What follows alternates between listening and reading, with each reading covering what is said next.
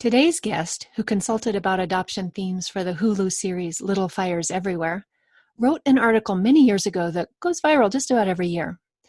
The article is called 10 Things Adoptees Want You to Know, and within it, Lesli Johnson, adoptee and therapist, hits at so many of the things we adoptive parents need to, well, know.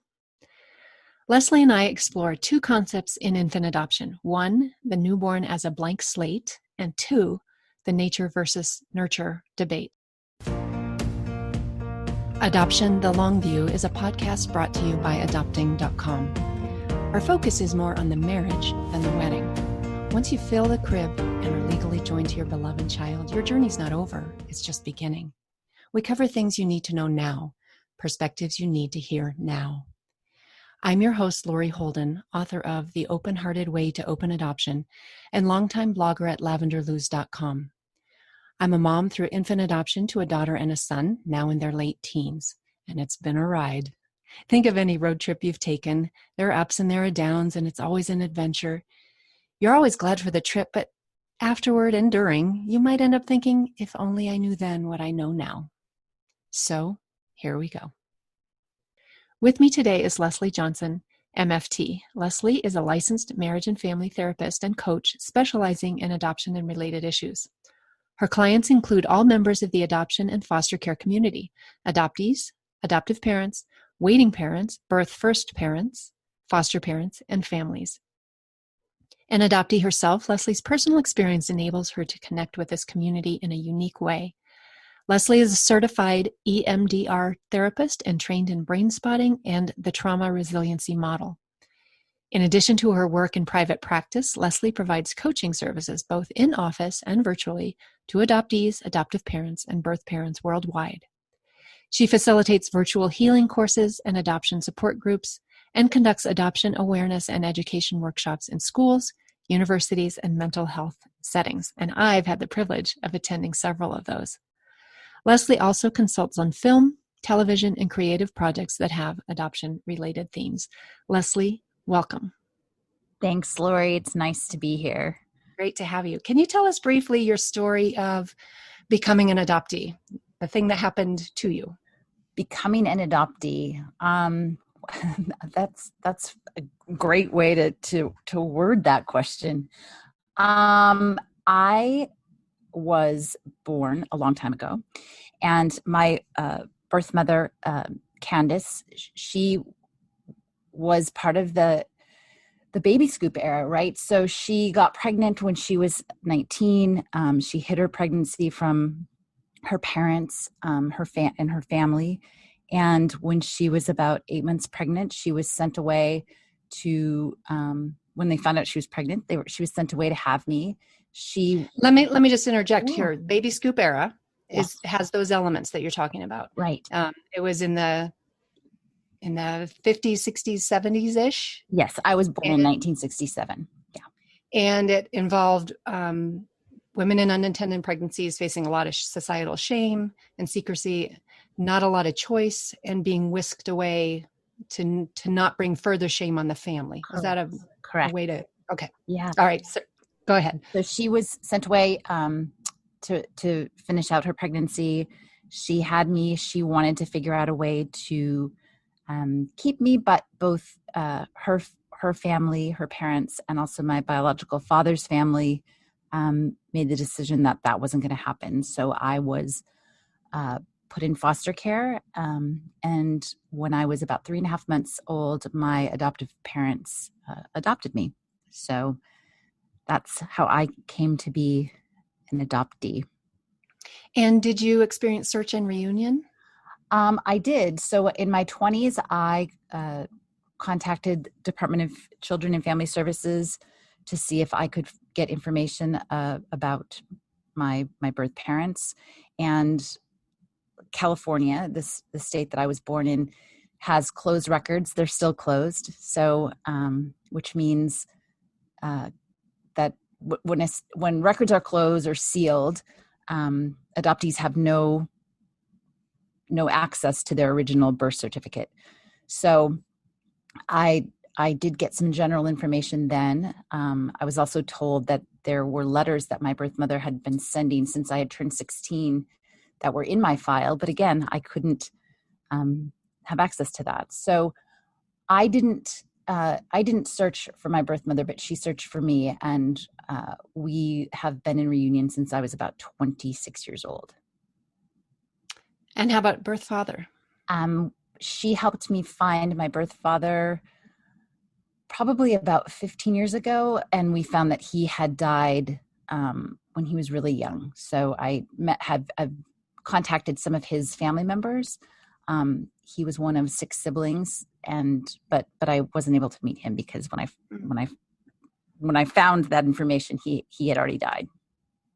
That's one of the issues that comes up when things are closed down and sealed away from you for so long. Yeah. Yes. It's certainly something that happens when a lot of clients that I work with, they're so concerned about hurting their adoptive parents by searching, right? Even if their parents have said, we'll help you, we're okay with this, there's still some residual guilt around searching. And so oftentimes adoptees will wait until their adoptive parents have died to begin the search. And unfortunately, what happens is oftentimes they'll find that their biological parents have also died. Mm. So then there's more grief and loss. Right. Let's talk about that, that article that you wrote on the Huffington Post many years ago. It was called The 10 Things Adoptees Want You to Know. And it's so funny because this tends to come up on my radar every once in a while. It went viral then, but several times then as well. Every once in a while, it'll just keep showing up in my social media streams and people are finding it for the first time and sharing and sharing and sharing. So of those 10 things, would you pick a few of those and tell us what they are? And also maybe tell us, why do you think it keeps going viral? What's so evergreen about it? Well, I think it's kind of basic information that I think most adoptees would like not only their parents to know, their adoptive parents to know, but also society in general. I think it's I don't know, kind of common sense, I think, among the adoptee community. And I think over the last several years, people are beginning to choose to listen to adoptee voices around matters of separation and adoption-related issues that, the person who has lived that experience, that's certainly one of my goals, is to really elevate the adoptee voice. But I think that maybe one of the reasons that it was popular and sometimes still is shared is just that it's some really common themes that adoptees want people to know. Can you pick a couple of those? It's hard to pick a favorite or something when you have 10 of them. Probably all are very meaningful to you. But what has been perhaps the most helpful with your clients? I think probably the idea around, or not idea, but the fact that adoption, that there's trauma involved, right? There's trauma involved in separating a child from their biology. And I think that there's a term that we use, adoptees use it, but I think it can be applied to all members of the adoption community. So adoptive parents, first parents, and adoptees, but this idea of coming out of the fog. And to come out of the fog is to recognize that separating there's grief and loss that's inherent in separating one from their biology, and that this grief and loss can be exacerbated if you're also separating someone from their birth country, their birth language, their culture. So I think that's a really important point that the article addresses. And I think there was the idea that because it was the separation was pre-verbal, that it didn't get encoded as a thought into the brain.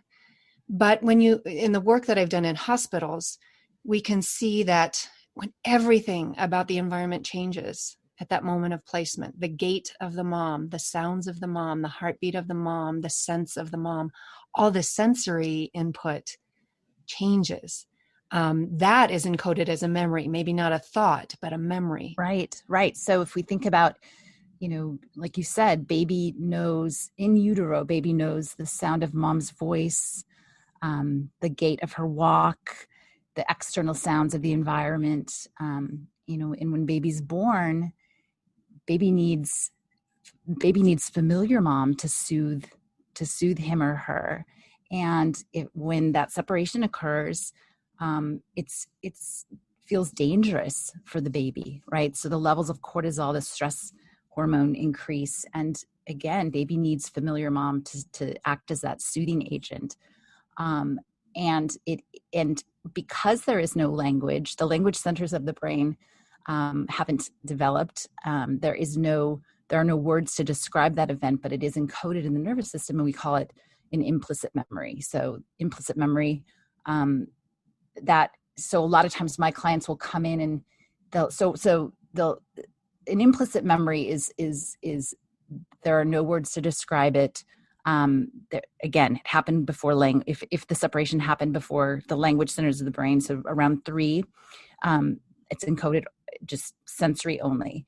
And so clients will come in and they'll say, gosh, I feel, I just have these feelings and I can't exactly put words to them. So a lot of times I'll say that could just be information that this is stemming from something that happened before you had words. So in terms of therapy, that's one of the reasons why I became trained in EMDR and brain spotting, because those are excellent therapies to work with implicit memory. So we're able to access the part of the brain, the subcortical region of the brain where trauma is stored, with EMDR or brain spotting, and talk therapy can't access that area. Fascinating. I've heard such remarkable stories of clearing and healing with brain spotting and EMDR around preverbal trauma. Yeah. So that kind of leads into this idea that we once had, probably in the baby scoop era, about the baby as a blank slate. And if we just catch them early enough and make this switch, they won't have any after effects about it. Where do you think that idea came from? And well, I have 3 questions about this. So where do you think that idea came from? Well, that's a good question. I think probably that idea, not that it came from anywhere, but it was just before we had all of the information and on neuroscience and neurobiology. We have so much more information about the brain and the nervous system now than we did when that was considered true, right? Bring baby home, tell as few people as possible, and they'll never know, and we know that's just not true. I mean, even working with adoptees, late discovery adoptees, so adoptees that find out their adoption status later in life, they'll say, I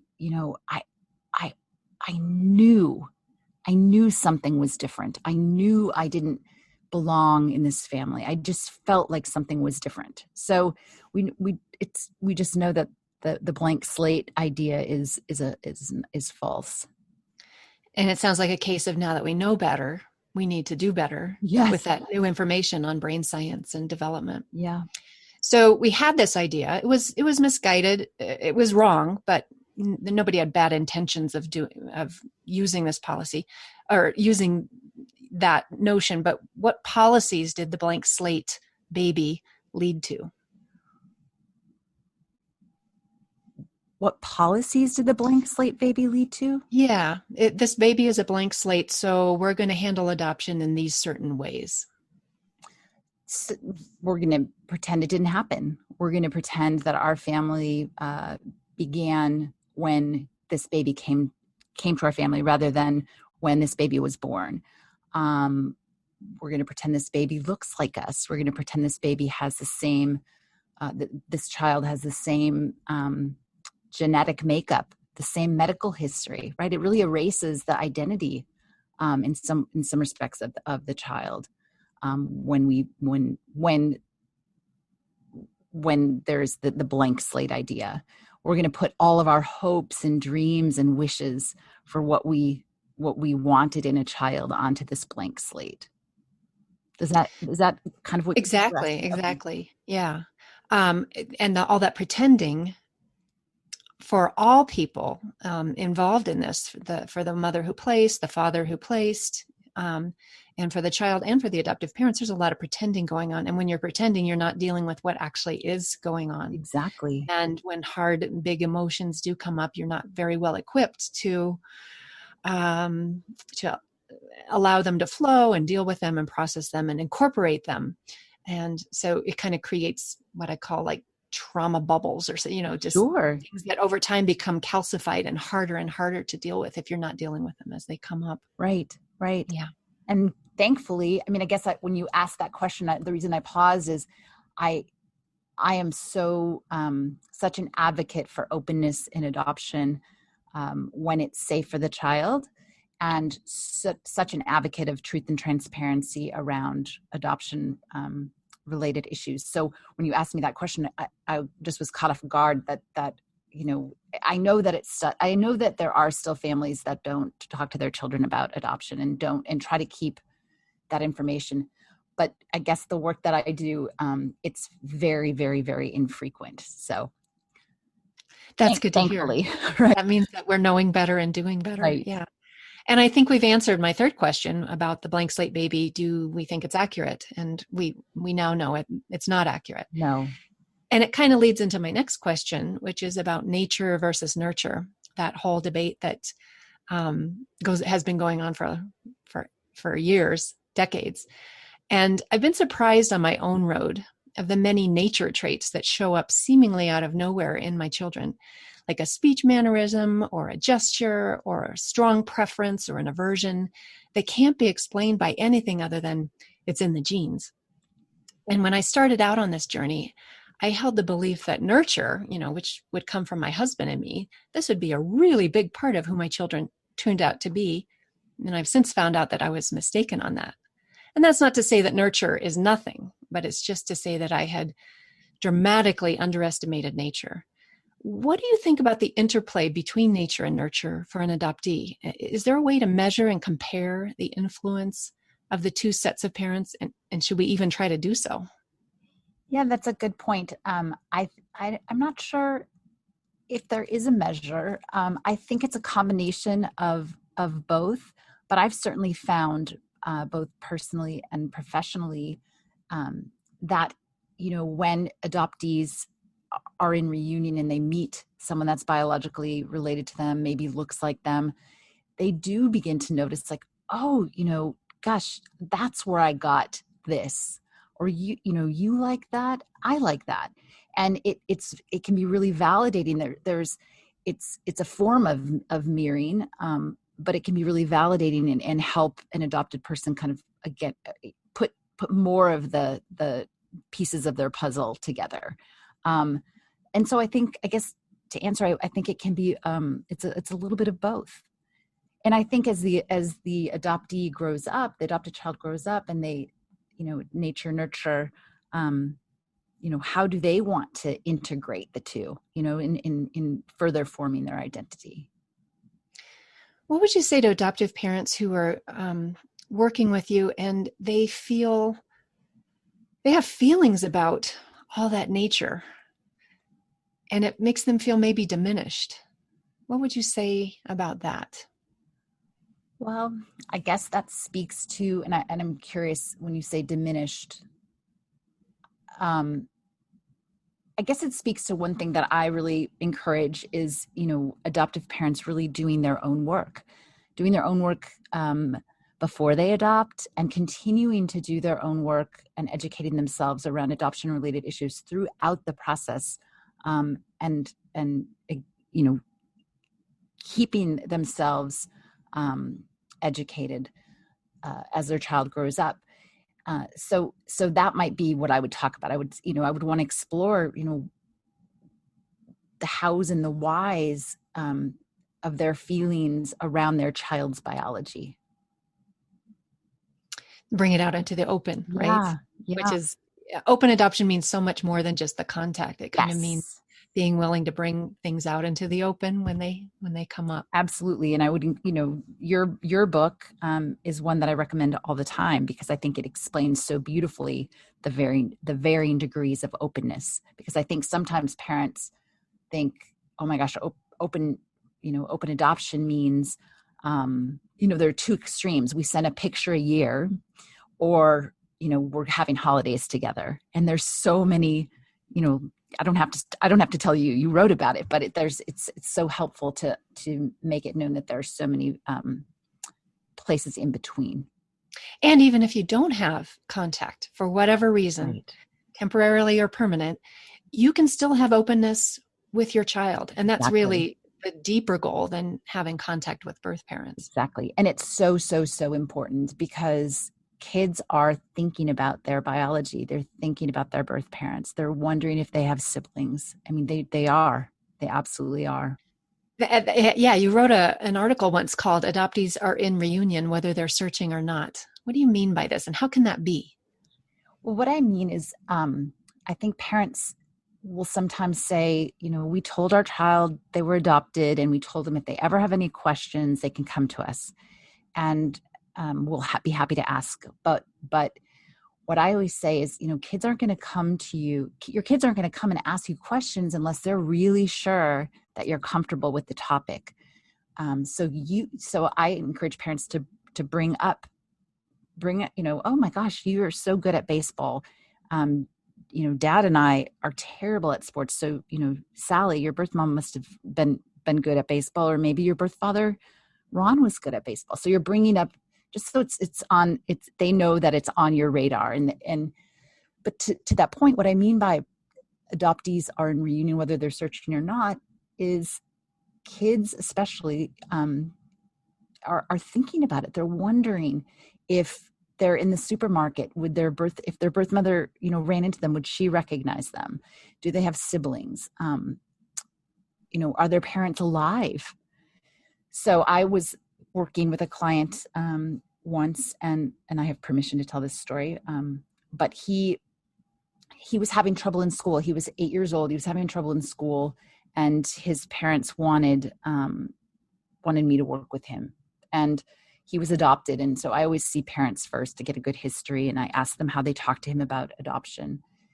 And the dad said, oh, this has nothing to do with adoption. He's just not paying attention in school, which I kind of shook my head but didn't really believe that. So I got some more information, and the next week they brought their son in with them, and he sat down, and I said, well, tell me, do you know why you're here? And he said, well, yeah, my mom said that you were adopted too. So I do disclose that I was adopted. And he said, my mom said you were adopted too. And I said, yes, I was adopted. Tell me about that. Tell me about that. That's all I said. He said, well, I think about her when I wake up in the morning, and I think about her sometimes when I'm getting ready for school. I don't really have time to think about her at school. I think about her when I get home, and I always think about her before I go to bed. So his parents were, they were so surprised. I wasn't surprised, but I didn't ask him, tell me about your birth mother. I said, just tell me about that.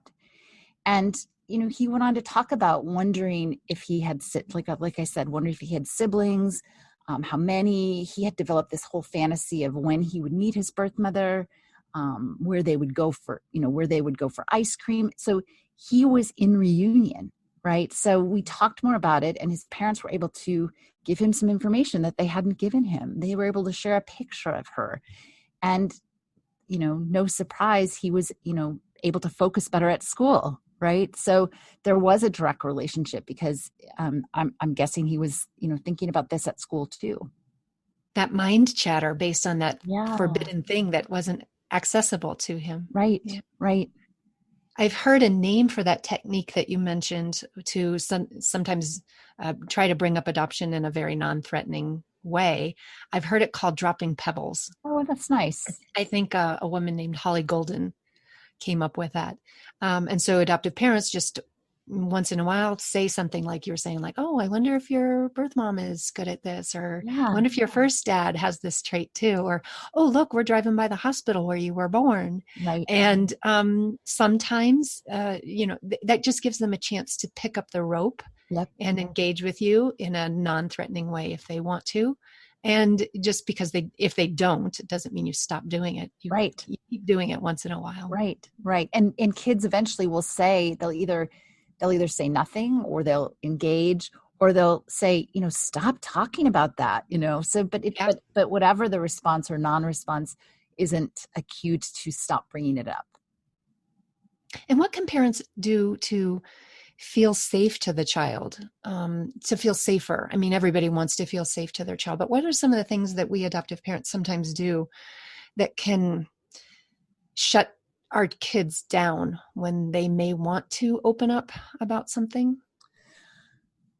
Well, that's a great question. And I think part of it is again, doing their own work so that they are, and this is hard, maybe that they don't get their feelings hurt, right? So every adoptive parent is going to hear, "You're not my real mom. You're not my real dad."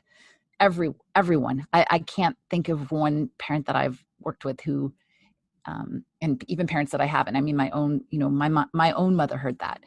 So I've heard it. yeah. And it's, to not, your feelings are going to get hurt, or you're going to be upset, but go work that out with a therapist, or talk to your partner, or talk to a friend. Don't let your child, don't let your reaction show to your child. Right.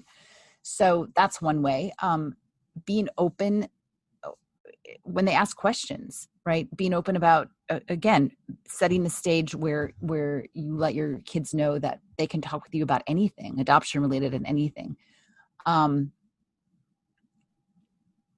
There are different ways of working with behavior. So I know timeouts are kind of one way parents discipline kids, sending them to their room, or you're taking a time out. I always encourage adoptive parents to, and I probably would encourage any parent, but especially adoptive parents, to do a time in, right? So this is a child that's experienced, separation loss, maybe multiple separations. If they were in foster care or different placements, you don't want to send them away. You want to encourage them, just, you're going to sit here, mommy's going to sit here with you, and we're going to have, 5 minutes of quiet. So those are some of the things. And when you were talking about adoptees who wait until their adoptive parents have passed before they'll search for their birth parents, even though their parents have said, "We'll be alongside you, we'll walk with you," there may have been, what I've found in my own journey is there may have been hints besides the words, "We'll be with you," but there may have been other cues that adoptees are sometimes very adept at intuiting and picking up, cues that they're not totally okay with that search. And so that divided loyalty that the adoptee is fearful of having, they sense that somehow. Yes, that's certainly true. And then just even thinking about, when something traumatic happens, so I'm referring to, again, separation from one's biology, it really changes the way people view themselves in the world, right? So common themes and common beliefs adoptees have are, it's not safe to trust. I'm not lovable. People leave. I'm not worthy. I'll be whatever you need me to be. So these themes that happen, that and again, it's what has happened is really important. But again, when trauma occurs, a person does generally develop certain beliefs about themselves and the world. So if any of those beliefs are reinforced, by a parent's reaction or something they say, it certainly will prevent them from searching and prevent them from feeling safe. And I think it's normal it's understandable from the construct that we've had about adoption in our culture, that either or mindset that I talk about in the book. When we think that you can have one set of parents, but you really have two, so we have to kind of do something to get rid of that other one, because you can only have one mom, you can only love one mom, you can only claim one mom and dad. If we have that subtle thought in our collective consciousness, then even if the child isn't, or even if the adoptee isn't picking that up from their parents, they're picking that up from the culture of I really can't look, because the first question anybody says about if you're looking for your birth parents is what? What do your adoptive parents think Right. about that? Right. What's the effect on your adoptive parents? Right. And weren't they good enough for you? Why do you need more? So that all of those are in line with that either or construct. And so I think what's needed both on the micro level of parents and the macro level of society is the shift to a both and. Yes. And I use that all the time. There's so many, in the concept of reunion, and also just in the concept of adoption in general, right? So adoptees are, society tells adoptees that they should be grateful, that they're lucky, that adoption is such a wonderful thing. So it can be, right? And I always say, I can say as an adopted person that I actually am grateful that I was adopted. I know my birth family. I know my adoptive family. I do have gratitude, and I've also struggled with issues that a lot of adoptees have struggled with, right? Anxiety, depression. But they're so, yeah. And I use your both ands all of the time, because there's so many that apply to adoption. And I see so many adoptive parents now out there trying to change the rest of the culture with this both and perspective, and becoming kind of ambassadors for this new way of looking at adoption. That, I mean, just in the course of our conversation, we've covered so many parts of the baby scoop era that have served to hurt adoptees and adoptive families and first parents. Right. And once you know all that, it makes no sense to continue on with that outlook. We need a different way, a different paradigm for this. Yes, definitely. Definitely. What kind of projects are you working on these days, Lesli? I am working on a few different projects, but the one that's currently just happened is I developed a course, healing course for adults who were adopted. So it's a 6-week virtual course, and we are in our 5th week. So I'll launch that again in January. But that's just been a really, really great experience. And just to witness, I was telling you before the call, just to witness the community aspect. I think that it's, adoptive parents, first parents, adoptees, when you can find another person or a group of people that have a similar experience and develop that community, it can just be so healing. Yeah. And one of the good things that's come out of this COVID era is this new way and willingness to connect with people, Yes, despite geography. So, right. Yeah. I have a teen group, a group for teens who were adopted, and we used to meet in person. And when COVID when the lockdown or shutdown, however you want to call it, whatever you want to call it, began, we opened that group up to everyone. So we now meet weekly, and we have kids from all over the world, actually. And it's remarkable. Again, that sense of community and you get me, and it's wonderful. I think of how my life would have been, or how my teen years would have been different had I had a group of other teens who were adopted to sit and talk about music with. We're not always talking about adoption. We're just sitting in there talking. Just building connection. Stuff. Yes. Yeah. So I'm reflecting on some of the things we've talked about today, and I'm thinking that there are some really tough things for adoptive parents to hear, because no parents go into adoption wanting to have contributed to the trauma and separation of a child. And I'm thinking that there may be some people who would rather stay in the dark about this and have the covers over their head than know this really tough stuff about how our children start out with this kind of tough thing. What would you say as a therapist and as an adoptee to adoptive parents, or how do we incorporate that tough information into our parenting, into our existence with our child, knowing that these hard truths exist? That's a great question. And I think you're absolutely right. Sometimes it feels like it might be easier to deny or wait, we'll wait to talk about that.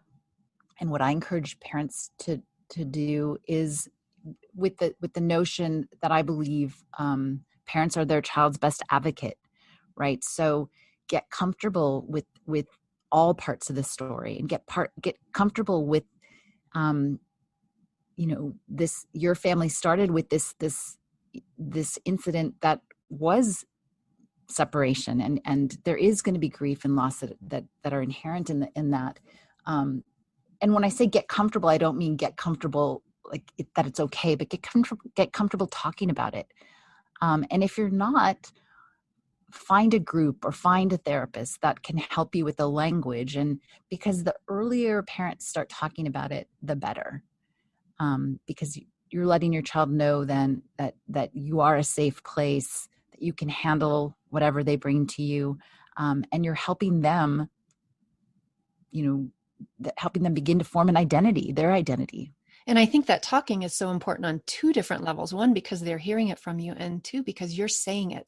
And the more we say it, kind of like a stone getting polished, it gets smoother and smoother the more we are working it, kind of. Right. It's a great analogy. Yeah. So you're basically saying that adoptive parents have to do the work that we're asking adoptees to do in their life too, which is to incorporate the happy parts and the sad parts. Yes. And not deny either, and not outsize or minimize either, but really put them into proportion with each other and become whole in that way. Both sides of something. Exactly. Back to the both and. Both the happy and the sad. Right. So this is a question that I asked of all of our guests. Can you boil things down to your best piece of advice for adoptive parents about the long view of adoptive parenting? Well, I think you just said it best. I think that the adoptive family works best when adoptive parents have done their work and continue to do their work. I think that's my number one recommendation for adoptive parents. One of my earlier guests said something like, get comfortable with the discomfort. Yeah. Perfect. Don't run from it. Don't squash it down. Yeah. Acknowledge that it exists and let it deal with it. Right. Deal with your stuff, which is what another guest has said. Right. So there's a common theme running. Yeah. Well, I really appreciate your being here with us today, Lesli, and sharing all of your insights and wisdom about adoptee-related issues, adoptive parenting, and all of that. So thank you for joining us. Thank you for having me, Lori. It's great to talk to you. With each episode of Adoption the Long View, we bring you guests that expand your knowledge of adoptive parenting. Please subscribe, give this episode a rating, and share with others who are on the journey of adoptive parenting. Thanks to each of you listeners for tuning in and investing in your adoption's long view. May you meet everything on the road ahead with confidence, capability, and compassion. Special thanks to Clemencia de Leon for her behind-the-scenes assistance and thoughtfulness throughout this season, and to adopting.com for producing and sponsoring this podcast.